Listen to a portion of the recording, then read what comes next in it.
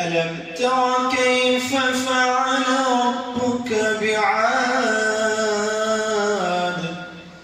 إرم ذات العماد التي لم يخلق مثلها في البلاد وثمود الذين جابوا الصخر بالواد وفرعون ذي الأوتاد الذين طغوا في البلاد فأكثروا فيها الفساد فصب عليهم ربك سوط عذاب إن ربك لبالمرصاد فأما الإنسان إذا ما ابتلاه ربه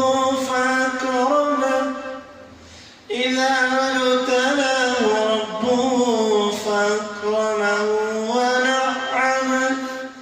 فيقول ربي أكرمن وأما إذا ما ابتلاه فقدر عليه رزقه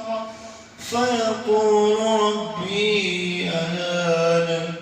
كلا بل لا تكرمون اليتيم